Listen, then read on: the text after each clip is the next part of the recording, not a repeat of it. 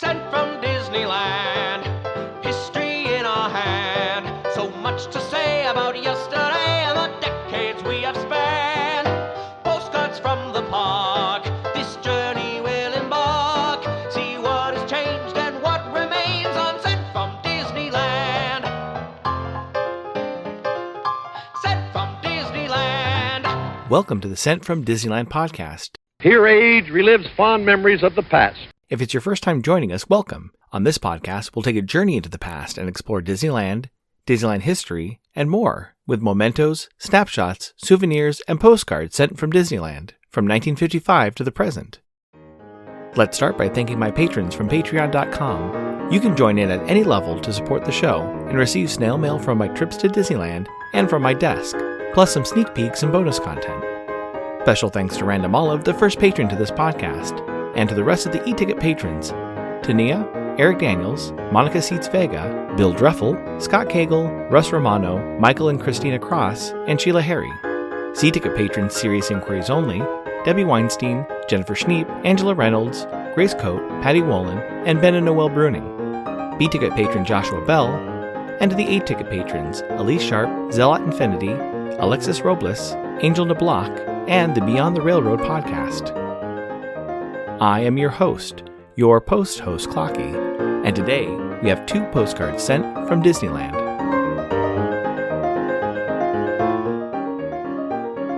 The front of our first postcard has Town Square. On the left you can see the Main Street station, and in the center, City Hall and the firehouse.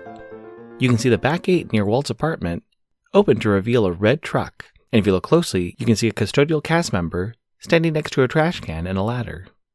On the back it reads, Main Street, USA, 1900, a town square typical of main streets throughout the United States, is the pleasant sight in store for all Disneyland visitors.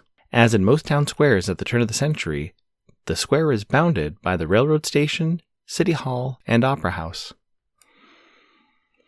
It's postmarked February 18, 1956, with a Los Angeles cancel and a 3-cent purple Liberty postage stamp, Scott number 1035. I assume they visit the park on Friday, February 17, 1956, when park hours were from 10 a.m. to 8 p.m. The weather was a high of 60 and a low of 32. Park attendance that day was 3,603. It's addressed to Mr. Paul F. Baker of Toledo, Ohio. It reads, Hi, there are a lot of stamp dealers here, and coins too. The city is so big it takes a lot of time to get around in. The auto dealers have got a price war on. You can almost name your own price. And give 4 years to pay. Dad.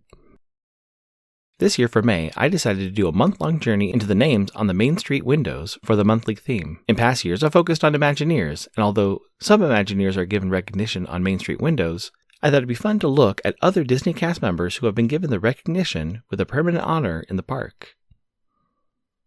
The first window we will take a look at is one above the Market House. Chuck Boyagin's window reads Royal Care Company. We keep your castle shining. Chuck Boyagin, proprietor.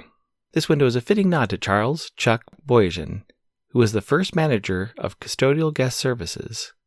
Chuck was born on August 15, 1917, in Akron, Ohio. He served as a mechanic in the U.S. Navy during World War II on an aircraft carrier. He moved to California with his wife Alice in 1955, where he started working for ABM, American Building Maintenance. He was sent to Disneyland on July 15th on a contract to work as a supervisor. 2 months later, Disneyland formed its own custodial department with Chuck as a manager. Looking through my 55ers book by David Koenig, it mentions his most challenging assignment was cleaning up after the final performance of America on Parade in 1976. The entertainment department dumped all of its remaining confetti onto Main Street, and guests were picking up confetti in popcorn boxes and spreading it around the entire park.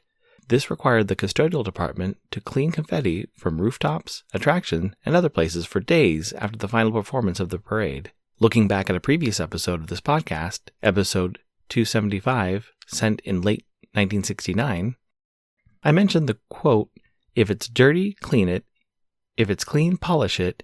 If it's polished, keep it that way. This quote was unattributed in the Disney News Winter 1969-1970 magazine, but looking through other sources, it was the motto given to the custodial department by Chuck.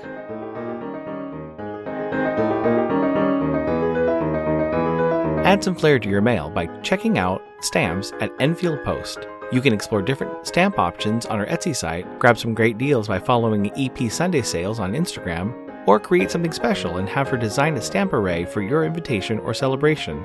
You can head over to enfieldpost.com and explore all the different vintage postage stamps you can use on your next card or letter. That's ENFIELDPOST on Instagram and enfieldpost.com for your wedding and vintage postage needs. Enfield Post is the official postage stamp sponsor of the Sent from Disneyland podcast. The front of our next postcard has the Chicken of the Sea pirate ship. On the left, you can see guests looking into the Mad Tea Party, and just in front of the bow of the ship, you can see a green trash can with the words, "Waste Please" written on it. On the back it reads, "Aboard the pirate ship in Fantasyland, guests enjoy the dinner of their choice, tuna of the Chicken of the Sea restaurant, and glimpse the wonder of this realm in Walt Disney's Magic Kingdom."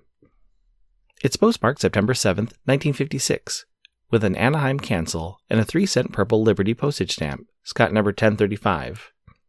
I assume they visit the park on Thursday, September 6th, 1956, when park hours were from 10 a.m. to 10 p.m.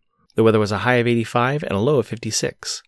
Park attendance that day was 17,316. It's addressed to Master James E. Farmer of Deerfield, Illinois. It reads, "Dear Jimmy, I can just see you as captain of this pirate ship. Love, Elizabeth and John." Chuck worked outside of Disneyland as well, helping the Imagineers and the Disney Company at the 1964 World's Fair, as well as training the custodial teams and managers for Walt Disney World in the early 70s, and coming out of retirement to do the same thing for Tokyo Disneyland in the early 80s.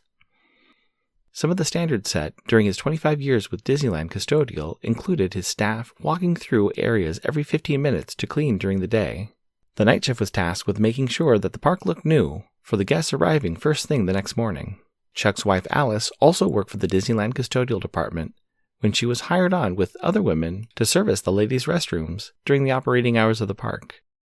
His hobbies outside the park included golfing and bowling. Chuck passed away on August 1st, 2004 at the age of 86. He has a window on Main Street, USA in both Disneyland and Walt Disney World, and was named a Disney Legend in 2005 during the 50th celebration of Disneyland.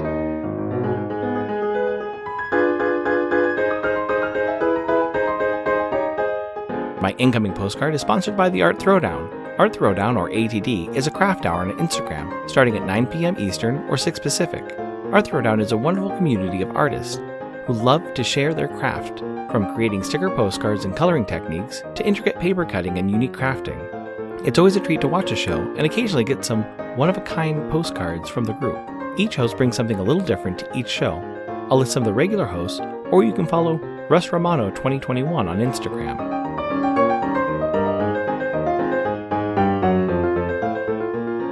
The front of my incoming postcard has a yellow background with paint stamps of orange slices. It's postmarked April 12, 2025, with a San Diego cancel and a 2011 Lunar New Year, Year of the Rabbit, with 2 oranges, forever postage stamp, Scott number 4492.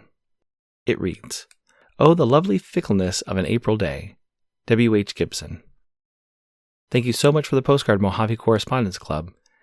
I do enjoy getting these art postcards mailed to me once a month. It's a fun perk with their Patreon. I also received a few blank postcards this past Tuesday from Scott at Disneylanders.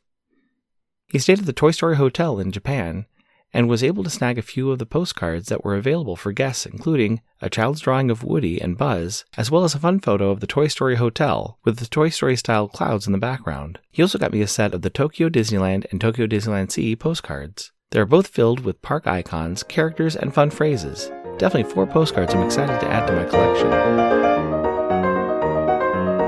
Thanks for listening to Sent from Disneyland. If you enjoyed this podcast, please subscribe and tell your friends. It would also help to leave a 5-star rating and comment on whatever podcast platform you use.